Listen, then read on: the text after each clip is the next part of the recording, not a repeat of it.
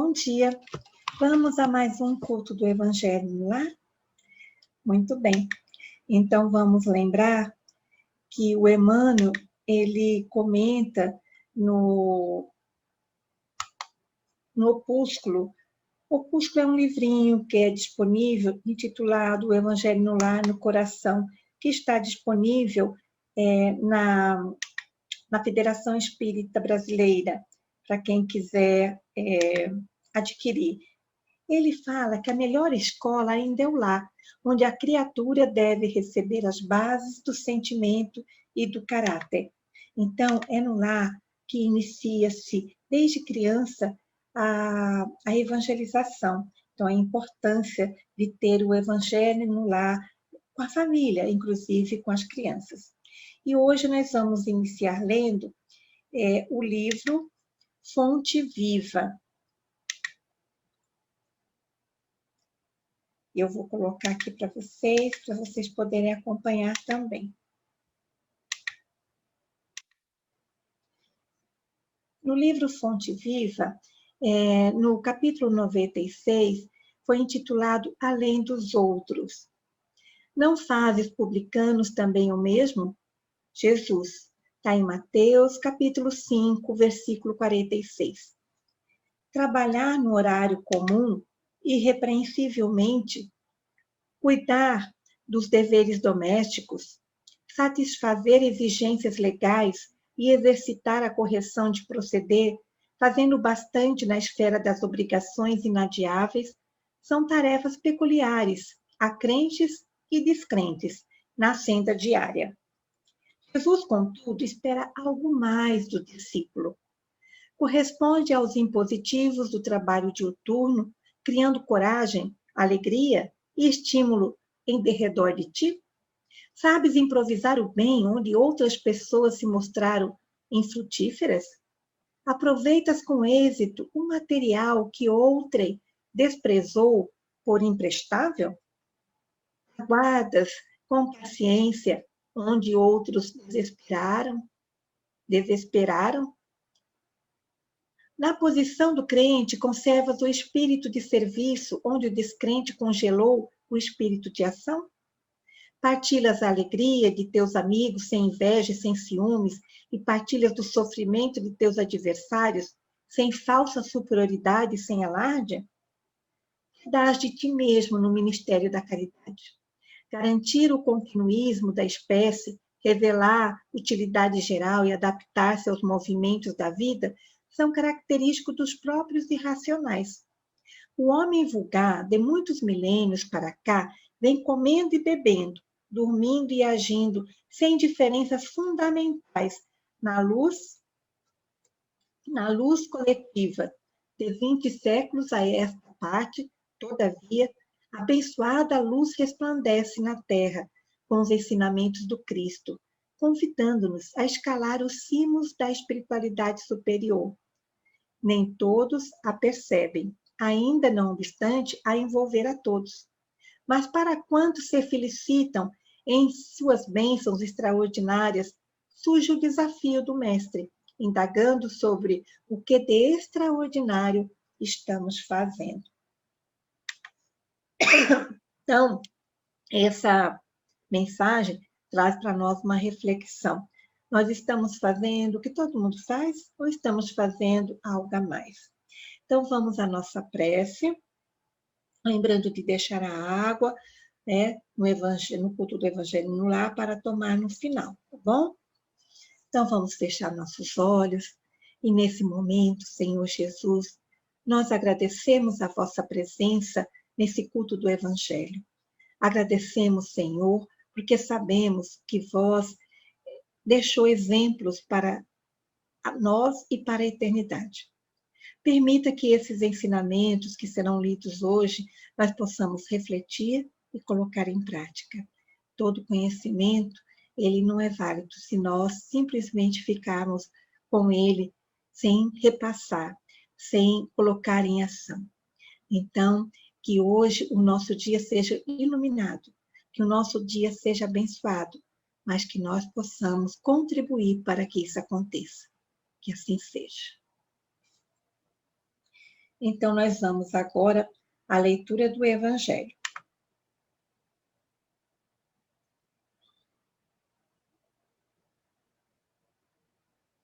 Só um minutinho.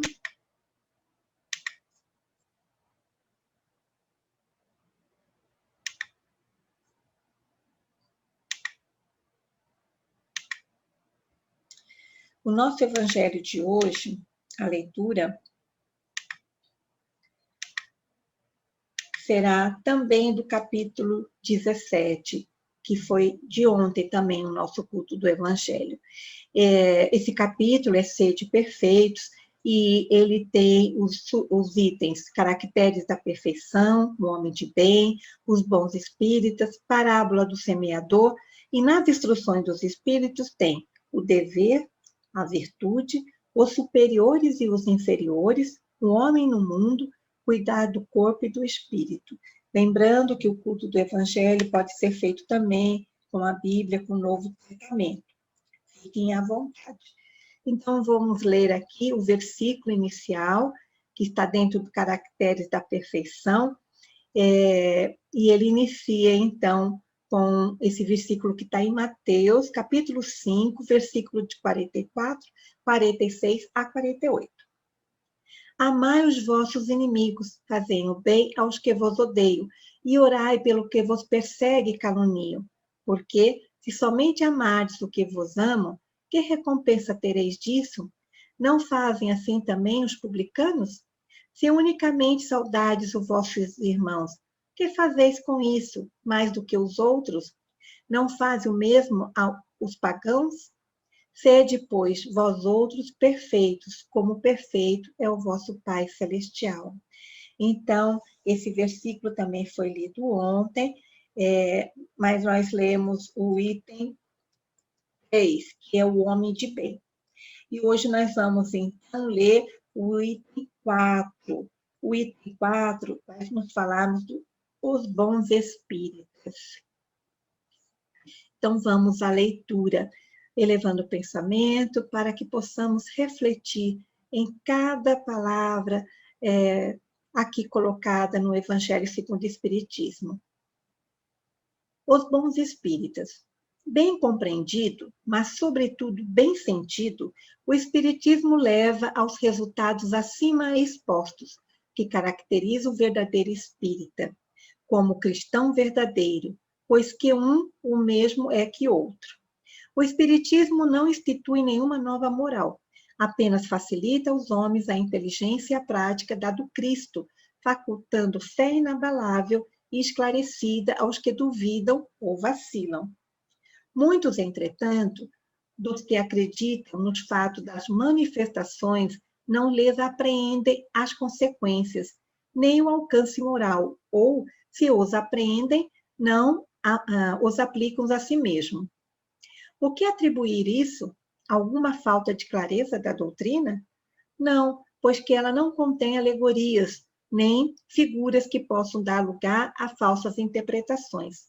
A clareza é da sua essência mesma, e é de onde lhe vem toda a força, porque a faz ir direto à inteligência. Nada tem de misteriosa, e seus iniciados não se acham de posse de qualquer segredo oculto ao vulgo.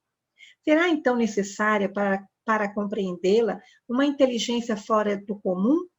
Não, tanto que há homens de notória capacidade que não a compreendem, ao passo que inteligências vulgares, moços mesmo apenas saídos da adolescência, lhe apreendem com admirável precisão os mais delicados matizes. Provém isso de que a parte, por assim dizer, material da ciência somente requer olhos que observam, enquanto a parte essencial exige um certo grau de sensibilidade, a que se pode chamar maturidade do senso moral. Maturidade que independe da idade e do grau de instrução, porque é peculiar ao desenvolvimento, em sentido especial, do espírito encarnado. Alguns ainda, muito tenazes, são os laços da matéria para permitirem que o espírito se desprenda das coisas da terra. A névoa que os envolve tira-lhes a visão do infinito, de onde resulta não romperem facilmente com seus pendores, nem com seus hábitos. Não percebendo, haja qualquer coisa melhor do que aquilo de que são dotados. Tem a crença nos espíritos como um simples fato, mas que nada ou bem pouco lhes modifica as tendências instintivas. Numa palavra, não diviso mais do que um raio de luz insuficiente a guiá-los e a lhes facultar uma vigorosa aspiração, capaz de lhes sobrepujar as inclinações. Atém-se mais aos fenômenos do que à moral, que se lhe afigura sediça e monótona. Pedem aos espíritos que incessantemente os inicie em novos mistérios, sem procurar saber se já se tornaram dignos de penetrar os arcanos do Criador. Esses são os espíritas imperfeitos, alguns dos quais ficam a meio caminho ou se afastam de seus irmãos em crença, porque recuam ante a obrigação de se reformarem. Ou então, guarda suas simpatias para os que lhe compartilham das fraquezas ou das prevenções. Contudo, a aceitação do princípio da doutrina é o primeiro passo que lhes tornará mais fácil o segundo, noutra existência. Aquele que pode ser com razão qualificado de espírita verdadeiro e sincero, se acha em grau superior de adiantamento moral. O espírito que nele domina de modo mais completo a matéria, dá-lhe uma percepção mais clara do futuro. Os princípios da doutrina lhe fazem vibrar fibras que noutros se conservam inertes. Em suma, é tocado no coração, pelo que inabalável se lhe torna a fé. Um é qual músico que alguns acordes bastam para comover, ao passo que outros apenas ouve sons. Reconhece-se o verdadeiro espírita pela sua transformação moral e pelos esforços que emprega para domar suas inclinações más. Enquanto um se contenta com o seu horizonte limitado, outro que apreende alguma coisa de melhor se esforça por desligar-se dele e sempre consegue se tem firme à vontade. Então, o bom espírita não é somente aquele que faz parte se interessa pelos fenômenos, né, da mediunidade, mas aquele que compreende na essência que é necessário domar as suas más tendências, e essa necessidade, ela tem que partir de dentro para fora, é uma necessidade individual, no qual é necessário para que nós possamos compreender os ensinamentos de Jesus. Eu lendo esse texto, eu lembrei de um caso do Chico Xavier. Esse caso diz que quando o Chico Xavier ainda era moço, ele estava num centro espírita e algumas pessoas começaram a sair por motivos diversos, família, trabalho, e o Chico também resolveu sair de fininho. Aí ele ouve a voz do Emmanuel, falou, opa, você fica, mas não tem mais ninguém, não temos mais trabalhadores. Ele falou assim, temos, você e eu, e temos vários aqui desencarnados que precisam também aprender. Então, o Chico sempre utilizava o Evangelho segundo o Espiritismo, abria a sessão com a prece, lia o Evangelho em voz alta e acabava também fazendo a sua colocação sobre o texto lido. E o Emmanuel comenta com ele, você vai continuar fazendo a mesma coisa. E o Chico entendeu. Ele, então, iniciava-se com a prece, lia o Evangelho segundo o Espiritismo, ao acaso, comentava em voz alta, e ele começou a aflorar mais a sua mediunidade, e ele via vários espíritos participando dessa pregação dele, né? E as pessoas dos lados achava que ele era perturbado, porque falava, meu Deus, ele está falando sozinho, né? E, na verdade, ele obedeceu, leu o Evangelho, e isso durante algum tempo, né? Então, eram 2 horas de pregações. E é bem interessante esse caso que é colocado, porque nos apresenta que nós devemos, então, ser perseverante nessa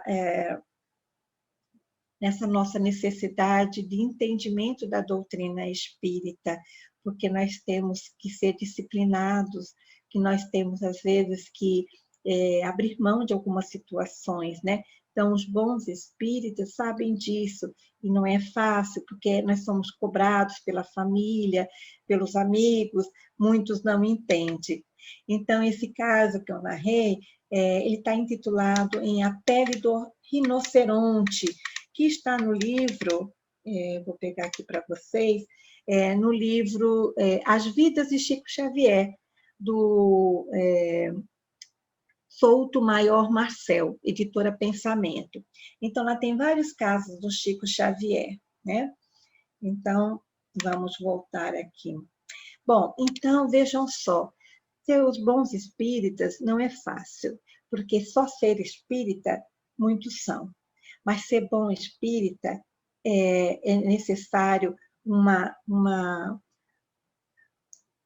é necessário que a pessoa possa se conscientizar que tem um comprometimento. É diferente de você ir lá, trabalhar 1 hora e sair. Não. Chico Xavier, Divaldo Pereira Franco, Ivone Pereira, são espíritas que se dedicaram várias horas, não somente psicografando, o Chico não deu palestra, mas Divaldo das palestras de viagens, atendendo as pessoas várias horas, até de madrugada, né? Chico Xavier fazia isso, então ele chegava em casa e ainda tinha outras situações para fazer. Ele é um nosso modelo de bom espírita que entendeu realmente que a dedicação deve ser total, né? Apesar da cobrança social que nós temos. Ele trabalhava, tá? Ele tinha o seu emprego para se manter, ele não dependia da sua psicografia, como sabemos, né? Mas ele tinha o seu trabalho e o dinheiro que ele recebia, na verdade, todo era doado, né? Debaixo do pé do abacateiro, aqueles irmãos mais necessitados. Eram valores simbólicos, né? De R$ 2, mas era impregnado de muito amor, de muita energia benéfica e salutar. Então, não era o valor, mas sim a maneira com que o Chico distribuía a esses irmãos esse valor, que ele se transformava em milhares na mão de quem recebia. Então, esse evangelho de hoje traz para nós essa reflexão, que ser bom espírita não é somente frequentar palestras, tomar passe, ter um trabalho na casa espírita, mas é domar as más tendências, né? E quanto a isso, no Livro dos Espíritos, na questão 919, tem assim, conhecimento de si mesmo. E Kardec faz a pergunta aos espíritos: qual é o meio prático e mais eficaz para melhorar nesta vida e resistir ao arrastamento do mal? E a resposta dos espíritos é: um sábio da antiguidade vos disse, conhece-te a ti mesmo. E aí tem uma resposta que é de Santo Agostinho. Lá ele passa como é que nós devemos, então, procurar melhorarmos. É saber como é que nós somos no dia a dia, colocar isso no final do dia. Eu fiz tudo que eu tinha que fazer, eu pratiquei a caridade, eu deixei de fazer a caridade, eu fiz mal a alguém, eu prejudiquei alguém. Então, tudo isso deve ser considerado antes de nós fazermos a prece para dormir e recompor as energias do corpo, mas que o nosso espírito possa ficar atento a essas observações e assim poder melhorar. Então, nós vamos à leitura do livro Vivendo o Evangelho. Lembrando que o livro Vivendo o Evangelho não é obrigatório, mas que nós, do grupo do Evangelho, do Centro Espírita Irmão Jacó, utilizamos, porque consideramos ele muito propício, principalmente para quem não tem, está iniciando agora no Espiritismo. E André Luiz, ele chama esse item 4 do capítulo 17, Sede Perfeitos, de gratidão a Kardec. Olha só, os bons espíritas têm que agradecer a Kardec, né? Então, ele começa: o mundo atolava-se na incredulidade, tripudiando sobre a ideia de Deus.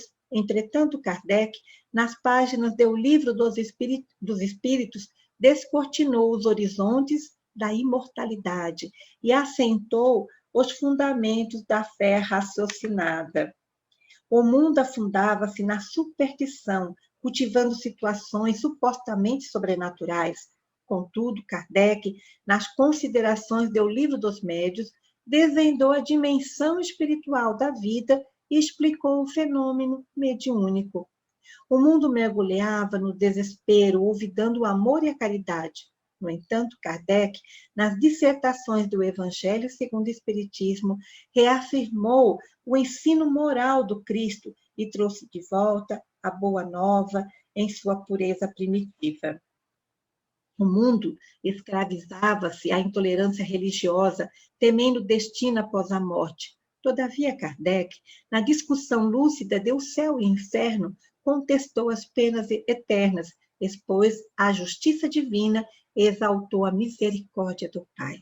O mundo perdia-se no labirinto das interpretações teológicas, enredando-se na trama dos dogmas rígidos. Mas Kardec, nos capítulos de A Gênese, discorreu com simplicidade e clareza sobre a origem da Terra e do homem, do bem e do mal, e interpretou à luz da razão os milagres e as predições de Jesus. Ao codificar o Espiritismo, Allan Kardec revolucionou o conhecimento humano, convocando a ciência e a filosofia a experimentar e pensar no mais além. Interessemos, pois, ao valoroso missionário de Lyon nossa mais profunda gratidão pelo bem que semeou em nosso caminho, abrindo-nos o coração para a fé inabalável na vida futura e dando-nos a certeza de que o sofrimento de hoje é o prenúncio de felicidade no amanhã. Então, nós espíritas temos que agradecer a Kardec, porque essa doutrina que ele codificou trouxe para nós um outro olhar, trouxe respostas onde nós não tínhamos, né? Então, porque a família, porque meu pai, porque minha mãe, né? Então, para quem deseja respostas, leia o Livro dos Espíritos, lembrando que são 5 obras do Kardec e uma outra que foi editada quando ele já tinha desencarnado, né? Então, o Livro dos Espíritos, o Livro dos Médiuns, o Evangelho segundo o Espiritismo, o Céu e o Inferno e a Gênese. E depois temos a obra póstuma. No Livro dos Espíritos, você vai encontrar as respostas, com certeza, para suas dúvidas. E no Evangelho segundo o Espiritismo, os evangelistas trazem a questão moral, está colocada de uma forma clara. Mas qualquer dúvida, pesquise. Eu sempre aconselho a entrar no site da Federação Espírita Brasileira. Então, o Evangelho de hoje nos trouxe essas reflexões. Vamos agora fazer a oração de agradecimento, lembrando depois de tomar a água do Evangelho. Fechemos nossos olhos e nesse momento, Senhor Jesus, nós agradecemos por essas reflexões. Essas reflexões do bom espírita, que nós devemos, Senhor, fazer mais além, como disse Emmanuel na mensagem lida na Fonte Viva. O que nós fazemos além do que a maioria faz? O importante é sempre fazermos de coração. Então, que esse Evangelho traga para os nossos corações essa reflexão, para que possamos, então, nos modificarmos moralmente e espiritualmente perante nós mesmos, perante nossa família e todos aqueles que fazem parte de nossa vida. Agradecemos, Jesus, pela oportunidade. Agradecemos os exemplos, o vosso exemplo, que é o mais importante, mas também um exemplo de tantos outros que nós conhecemos, que também trazem que é possível, sim, nos modificarmos, sermos homens e mulheres de bem. Depende de cada um de nós, da nossa vontade e do nosso esforço. Que Deus ilumine a todos. Muito obrigada, Jesus, que assim seja. Então, tenha um bom final de semana, que Jesus, que Ele vai estar presente no seu lar, que nós possamos sentir a vossa presença, que nós possamos, então, não gritar, que nós possamos não ficar irritados, que nós possamos não ser violentos, que nós possamos não melindrarmos, não falar mal da vida alheia. Tudo isso é um trabalho que temos que fazer, que é possível, depende de cada um de nós. Fiquem com Deus, que Deus os abençoe hoje e sempre.